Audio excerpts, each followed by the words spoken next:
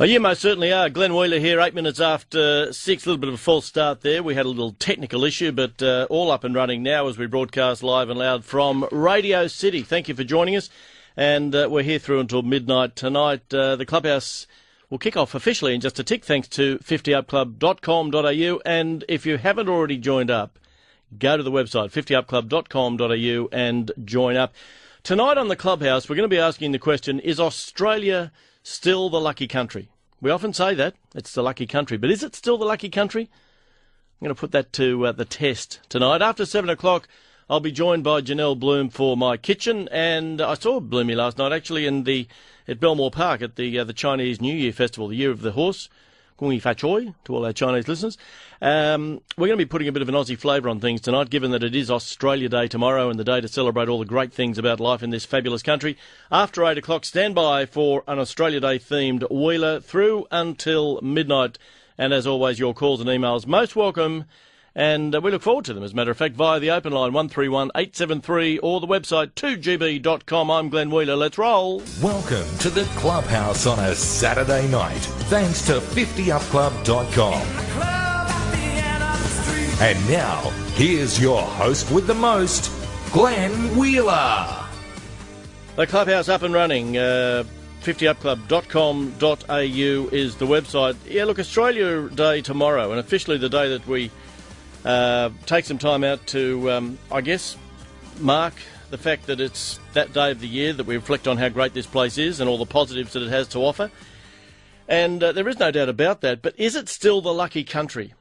Is it still the lucky country? Is Australia in 2014 still the land of milk and honey, as some would have us believe, or as we, in fact, believe ourselves? I actually think it is, to a large extent. Certainly a land of opportunity, no doubt about that. But do you think some of the sparkle may have come off its crown? Is it more appropriate to say that Australia is still a great country, but maybe not as good a place as it used to be? Maybe that's probably more appropriate, I don't know. All things change in time, though. Nothing ever stays the same forever, as they say in the classics. So, of course, Australia was always going to undergo some kind of makeover or transformation, especially given that we're such a young country. But change at what cost?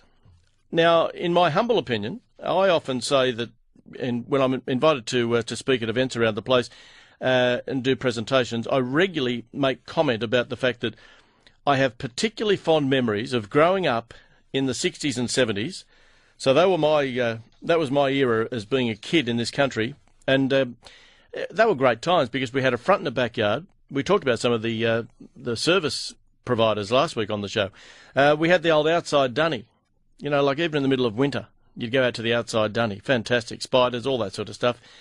The laundry that was down under the house with Mum's old copper, and the wringer that she had to put everything through to squeeze all the water out before she hung it on the clothesline, which, of course, was the traditional kind of Hills hoist in the middle of the yard.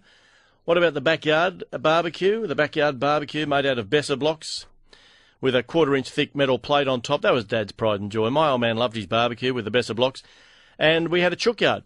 How many people have a chook yard these days? Not many, I dare say. Not only did we have a chook yard, but we had a tool shed. Dad had his own little tool shed, not a modern sort of man cave like you have today with a flat screen telly and great stereo sound system. No, it was a tool shed. It was a fair income tool shed where you could go down there and just potter around and belt bits of wood up and cut them up and hammer nails into things. He also had a few garden beds where I reckon my old man grew the best veggies. We had the old paling fence, and I reckon in many respects the old paling fence was the icing on the cake in our backyard, because that was kind of the centrepiece. Even though it was on the boundary, it was the centrepiece of everything else, because the paling fence was the connection that we had to 3 fabulous neighbours. And it wasn't just the fact that we had an old paling fence, it was the fact that on that paling fence there was a choco vine. The choco vine actually belonged to Ray next door, but it grew all over the fence, so all of the neighbours got the benefit of Ray's choco vine and hundreds of kilos of chocos over the years. Lots of fun. But even better than that was the fact that in each of the fences there was a side gate, and that side gate took you from our place into the next door neighbour's backyard. And if my mum said she was going into Nancy and Ray's, one of our neighbours next door, if she was going next door to borrow an egg, we knew that she'd be gone missing for hours, because that's what used to happen. She'd go in there for an egg, but Nancy and Mum would love to chat and they would chat and chat and chat. These days, I dare say that very few people even talk to or know their neighbours, let alone have a gate in the fence. I reckon that'd be a pretty fair assumption, to be honest. And the other thing, respect. Respect was something that was drummed into us from a young age. Respect your teachers, respect your parents, the police, in fact, anyone in authority, really, and in fact, anyone older than you. That's what I was always told. If someone older than you, you respect them.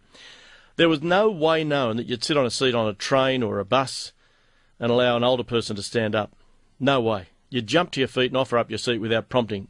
No prompting whatsoever. It was automatic. We also didn't seem to have people living here who wanted to openly flaunt the rules and the system, the Aussie way. I can't remember, as a kid growing up, I can't remember ever seeing people standing their ground on legal issues or the like because of their faith, for example. And yet these days it seems to me that the word, and just one word in particular, Muslim, gets way too much airplay, and I don't understand why. Believe in whoever or whatever you want. I've got no problem with that, none whatsoever. But get the hell out of my way and out of my face with it, and do it in your house or wherever. I don't care what it is. Don't allow faith to interfere with the law of the land, the laws of the land, which are here for everybody. And I think a lot of that's sort of impacted these days. I think that we've just simply gone all too soft. This is my take on the Australia that we live in these days. I think we've just gone too soft for our own good. And we've created rules and regulations to try and keep the dopes and the drongos in line, whilst at the same time penalising the rest of us, the majority, the good guys. So the bad guys are the ones that cause all the problems, and there's not a lot of them. There's a few of them. But the good guys are the ones who get penalised. For example, it really annoys me no end that tomorrow I can't enjoy a bottle of wine with a picnic lunch in the park down at Cronulla Beach simply because in the past we've had carloads of dopes who arrive with eskies. And they bring eskies full of grog, and then they drink it all, they get smashed to the eyeballs, they become obnoxious, and they cause problems for everyone else. So the solution is to whack up a sign that says no alcohol. Not just in that park, but in parks all over Sydney. No alcohol. And I hate the fact that we have this one-size-fits-all culture that we've developed. I think it's just wrong. We have rules because of the idiots, and the rest of us have to suffer the consequences. Speaking of cultures too, what of the other cultures that have been absorbed into the Australian way? Some for better, some for worse. As I mentioned a few weeks ago on the program, food culture is fantastic. I love the fact that we've got such great tucker these days. Beautiful. But there's a downside to culture as well. As Australians living the great life, do you think sometimes that some of the Mr. Sheen kind of sparkle has gone off us a tad? Let's get a few opinions, and especially yours, on the open line tonight, 131873, and via the email, 2gb.com. Are we still the lucky country?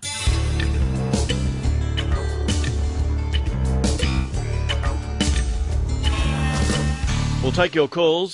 16 minutes after 6. Best-selling author and etiquette expert Patsy Rowe is never short of an opinion, that's for sure, and I thought I'd invite her tonight onto the program to have a chat with us about this. She joins us on the Clubhouse. Hello, Patsy. Hi, Glenn. Couldn't agree more. I agree with just about everything you say, particularly respect. Yeah, and respect is something that it was just automatic. Like when I was a kid, probably when you were a kid, it didn't have to really be taught because it was drummed into us. It was part of the education process, but it was taken for granted that you respected people.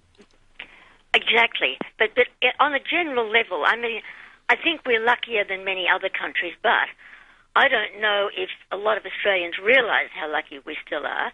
I mean, the fact alone that we're not ravaged by war makes us very lucky indeed. But I don't know if the luck has been spread around as much as it could be. I mean, you've got young people and old people unemployed, mothers who work who don't really want to. In the past, you might think, Glenn, you know, a man will seem to be able to support the family on his own. Now, it often takes two people. And we all know the repercussions of the working mother. In the past, there wasn't this sense of entitlement that I see today. But what there was a resilience that I think is missing today. Well, Patsy, look at World War II. Look how we all managed. Yeah, true. You know, after World War, during the war, with coupons, people were buoyant. It was just the way it was. We got through it. Never mind, it'll be better tomorrow. People today don't seem to be able to rise above it as much. Do you put that, like, I'm going to put that down to one thing. I think greed, we've become, and not necessarily deliberate greed, but a lifestyle where we now kind of just expect that I'm entitled to things that maybe in years gone by you worked towards it rather than it wasn't so much an entitlement rather than something that you aspired to have. Nowadays it's like, no, I deserve to have a flat screen telly and 2 cars and an overseas holiday, and that's the way we live our life. We go out for dinner, we wear nice clothes, bugger the coupons. And I've heard all your stories, Mum and Nana and Pop. I've heard all the stories about the war and everything, but this is 2014. Look, I think that's exactly what it is. People in those days didn't expect as much. Young couples today start out expecting to have everything their parents have accumulated over many, many years. I mean, you only have to look even at simple things like, well, they're not simple anymore, weddings, videos of the bride getting ready, videos of the bridesmaids getting ready. I mean, yet ironically, our divorce rate is higher than it was when our mothers and fathers married in relatively simple stuff. And don't get me onto school formals. I mean, today these are extraordinarily gala events with rehearsals, the hairdos, professional makeup and lavish gowns. I mean, everything today seems to have to be done big time. Yeah, that surprises me. Well, in getting back to the notion then of, have we lost the sense of luck and good fortune that we have in living in a place like Australia? And for those of us that have been born here, it is a lotto draw. It's a dead set lotto draw. And I think that there's probably plenty of Australians, and I'm going to go out on a limb a little bit and say it's probably my generation and those generations that have come after us, X and Y, who do just take it for granted and don't realise that on a world scale, this joint has a lot to offer. It has. And you know what? When you travel, no matter where you travel to, you come back, when the plane lands in Sydney, I just look at it and I think, boy, I'm glad to be home. We have so much, but we do take it for granted. We are a lucky country, but some of us, as I say, are luckier than others, but we need to be less complacent. And we need to reassess what's important, the big picture, to keep the country the safe and stable country it is, Glenn. Patsy, I also think, you're right, 100%, but I also think that it's up to our leaders and our politicians to also, have a bit of reality check themselves, because they're the ones at the end of the day who can help us to keep this place on the straight and narrow. Because I made the comment there about the fact that I think we've gone soft in a lot of areas, and we have, massively soft in a lot of areas. We have rules and regulations that are made because of the dopes and the drongos who are out there that cause problems, and yet the rest of us are the ones left to pay the price, so to speak. Exactly, and you've only got to look at the legal situation where some of these ghastly people are let out on parole only to reoffend. I've just been reading a book last night, one reoffended within 4 days, Glenn. 4 days. I mean, so you're quite right. Let's not be so soft. Let's take care of the good people and punish the bad. It's terribly simple, really. Yep, you're not wrong. That's why they make it so hard. Yep, and enjoy what this place has to offer for many years to come. Patsy, always lovely to catch up with you. Nice to see, and happy Australia Day to you and all the listeners. Thank you, Patsy. Patsy Rowe there joining us on the line.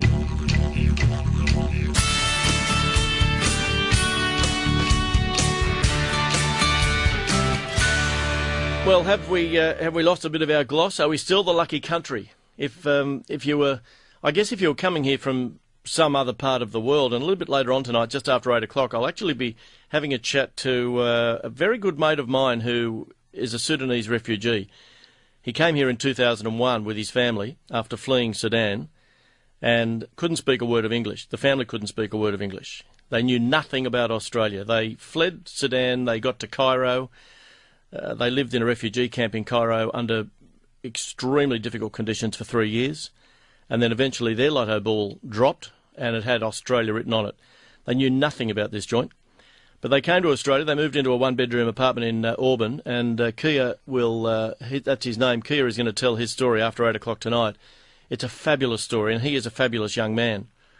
And far from coming to this country and then sitting on his backside and doing nothing other than maybe claiming welfare, he's put himself through university, currently works as a nurse, graduated as a nurse from Notre Dame University, and he works over at the Royal North Shore Hospital, and just about to start his second year of medicine, and he'll become a doctor. An amazing story. He's an amazing young man. We'll speak to him after 8 o'clock. If you're coming from another place, though, I guess this country of Australia must look sensational, but if you live here, sometimes we just we get up, we go to work, we eat, we drink, we party. we maybe don't realise just how good this joint is. Let's look at it from a younger perspective. Co-host of Healthy Me TV, the fabulous Shelley Horton, joins us on the line. Hello, Shell. Did you just say from a younger perspective? I love you, Glenn. I love you too. Well, you see, I just spoke to Patsy Rowe, and you're just slightly a little bit younger than Patsy, right? This is great. I'm loving this best interview ever. I was being as polite as I possibly could, and not only that, but let's put things in perspective. You're also younger than me, and far better looking. That is true. And far better looking. True. Do we take this joint for granted? Do you think? You know what? I think we do. I think that it's so easy to be navel-gazing when you're so obsessed with your own life and your own career and your own family that you don't actually take a moment and stop and breathe in and go, wow, we're lucky. I am a big traveller. I mean, I grew up in country Queensland, from Kingaroy, country town of only 5,000 people. So I've had the country Australian experience. Yep. I was brought up to always travel to expand, your horizons and your mind. I've been to 49 countries now. And I tell you what, I think traveling is the best way to make you appreciate and be grateful for what you've got in Australia. Because even though you go to other places that are amazing, it's just not the same as at home. And then you go to places where it's really difficult. When I traveled to Egypt or when I was in Cuba, and these people are going without food. These people are completely, ruled by dictators and just don't have any of the freedoms that we have. Yeah. And I think a lot of Australians take those freedoms for granted. Yep. And I kind of agree with what you were saying before about politicians need to stop as well, because the way that they are constantly at each other's throats, no one's really being grateful. No one's being happy with what we've got. They're always unhappy and wanting more and demanding more and blaming someone else. I think we really need to, stop, take a breath and go, I am so happy that I live here. Yeah, I had this conversation with a mate of mine this morning, and I ran it by him. I said, when we were kids, can you recall ever, reading about or hearing about stories where religion and people's faith came into play as much as it does in 2014? And in particular, I said I make reference to the fact that if you're talking about a news story, there was no reference to the fact that this bloke's a Catholic or a Protestant or a Californian. No one gave a bugger. But, and I use the word quite distinctly, the Muslim faith is one that continues to crop up in 2014 and moving forward. And I have no issue with Muslims, Buddhists or whatever. I think a faith is a faith, and good luck to everybody to have their own faith. But it's your faith, and practice it in your home or your garage or your church or your synagogue or wherever you go to practice it. But don't let that faith, whatever it might be, interfere with the rules of the joint in which we live. And what I've seen, and I'm curious to get the comments from yourself and also from listeners on this, is the fact that we've seen all too much in recent times where those people of different faiths, and particularly the Muslim faith, wanting to use their faith as a line in the sand to say, hang on, whoa, I don't have to stand up in court when the magistrate walks in because my religion says I don't have to do that. Hang on, champ, it's got nothing to do with your religion. This is called the rule of the land, okay? I agree 100%. It's just like when Chappelle Corby took, a boogie bag full of marijuana to Indonesia. Those are the rules there. That's it. Doesn't matter what the rules are in your home country. I think that you have to be respectful. I mean, when I was overseas in Muslim countries, I covered my hair. Yep. Now, it's not part of my faith at all, but I felt it was the respectful thing to do when I was a visitor in their country. Now, I don't like, just picking on one faith and saying, no. I think there are Me too. here who are the least Christian people I've ever met in my life. I think also I don't want the Latter-day Saints people coming and knocking on my door. I don't want the Jehovah's Witnesses asking me if I want to join their faith.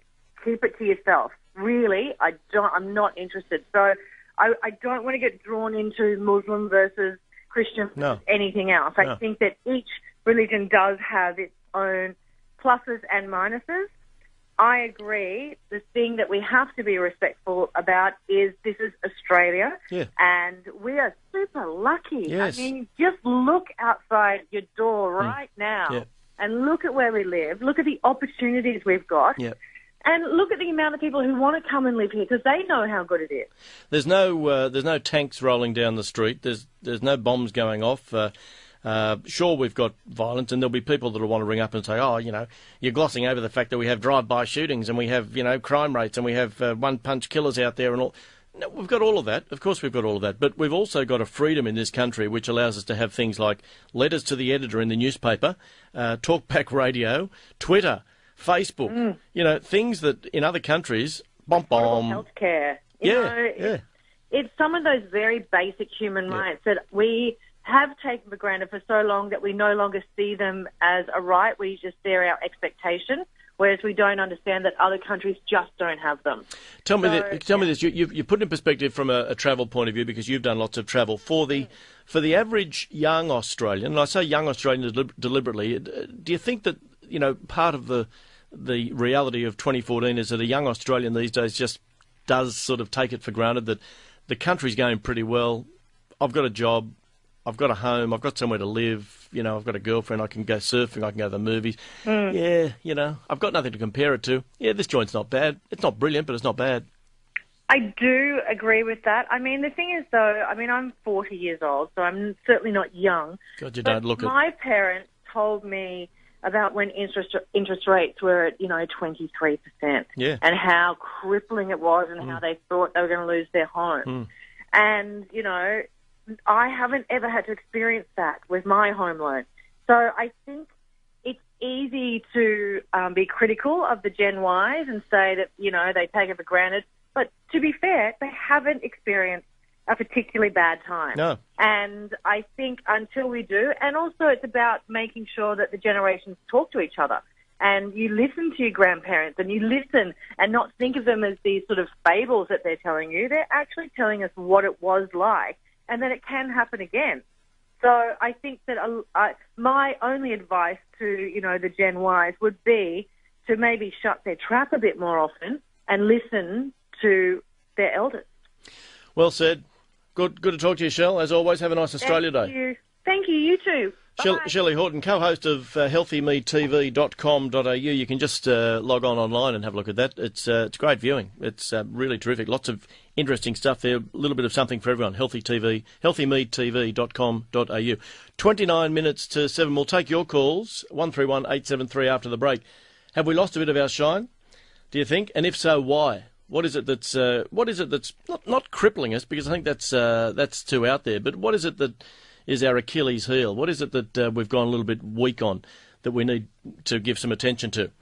There are plenty of areas, in my opinion. One of them is obviously in the governments of both state and federal politics. They need to muscle up, don't they?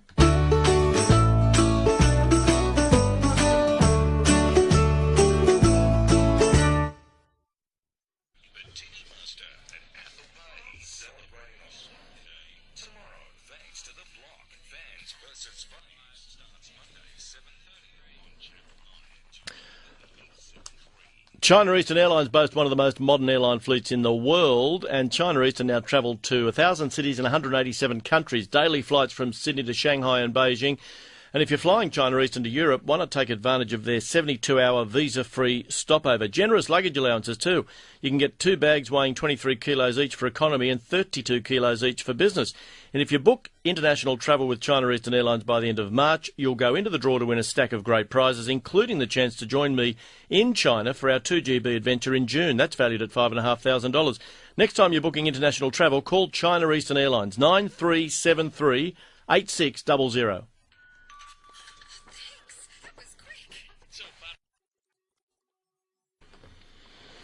Righto, the number is 131873 and the email address via the website 2gb.com. Paul says in an email, quite frankly, I think Australians are fed up with high levels of immigration. There are undercurrents of unrest and friction throughout society. Certainly there have been a few examples of success amongst our present migrant mix, but overall it's been disastrous. The cultural differences are so vast there's little chance of assimilation. Current high levels of immigration have made home ownership an impossible dream for many. Unless the federal government cuts immigration, I fear for the future of this country. The tension and friction that currently exists may just boil over if nothing is done. Greg is on the line. Hi, Greg. Hi. G'day. Good. Good. I actually just wanted to bring in a little bit of a different angle in terms of what I've heard thus far. And I work in mental health. Mm-hmm. And I'm also, as you probably can hear, an immigrant myself. Yes, from South Africa. From South Africa, and consider myself to be very lucky to have lived in two of the most beautiful cities in the world, Cape Town and Sydney. Yeah, good. And one of the confounding things that often generates a lot of thinking for me is how it is that in the lucky country there are amongst the world's highest rates of depression, suicide, and anxiety. It's a very interesting point, and not only that, but just in terms of mental health, I don't think I can recall in my 53 years in this country that I've ever seen so many people on the streets begging. Obviously, with mental health issues, I know that's because we don't have institutions for them anymore because we closed them all down in New South Wales. But there just seems to be an abundance of them, and they seem to be getting more and more. Indeed. And I think that with the given the complexities of individual people's lives and the human experience generally, I think that this notion of a lucky country and she'll be right, mate, no worries, I think that those sorts of attitudes really put a lot of pressure on people who are dealing with quite ordinary, complex stuff in their lives. And to acknowledge that is very difficult when you are expected to be grateful and to be doing well, and the pressures on kids at schools to get their top ATAR scores. And sure. So I think that the lucky country notion actually is a little bit of a thorn in the side, I'd say, of at a very tragic level. Well, for many, you have spoken on behalf of people who could be listening right now saying, yeah, it's not lucky as far as I'm concerned because of a host of reasons. And I guess at the core of that, I would put it down to, and I said before, I used the word greed. I think greed plays a role in various ways. Greed, even from a government perspective, I think sometimes we worry about, or we tend to focus on things that I think really don't matter at the end of the day. Grants for things for people to go out and do paintings that mean nothing to me, really, where we might give $50,000 here or $100,000 somewhere else, or we give an overseas grant to Thailand or some other joint for a couple of $1 million or $100 million, when we've got so many issues here and people that are battling, whether they are carers or whoever they might be, who would love to get a grant or a handout. Indeed, and I think the emphasis on materialism, is really kind of, I guess, another pressure. For sure. And in countries where there's high levels of poverty and there's a cause, a political cause, or whether it's sort of whatever cause there may be, that really does give meaning to people's lives. And I think that when you're existing in a situation where your cause is, as you said earlier on, perhaps to get the latest sort of model or the next TV, and I just think that there's the opportunity for so many valid causes in Australia in terms of Aboriginal issues, in terms of environmental issues, and it's almost at the highest level in terms of politics and leadership. Again, how well the economy is really the focus, whereas the real passion, even New Zealand, where there's a kind of somehow like some sort of engagement with deeper level issues than how wealthy we are. And I just think that there's, I used to admire Australia in terms of its response to apartheid, and it was a leading voice in environmentalism, and I think that when there is that sense of purpose and meaning at a nation level, I think it filters down to giving individuals a cause to engage with and feel their own sense of meaning. Righto. I unfortunately need to go. Yep. I apologise. No dramas. Thank you. Yeah, thank you for your call, Greg. I appreciate it. 131873, the number 2gb.com is the website.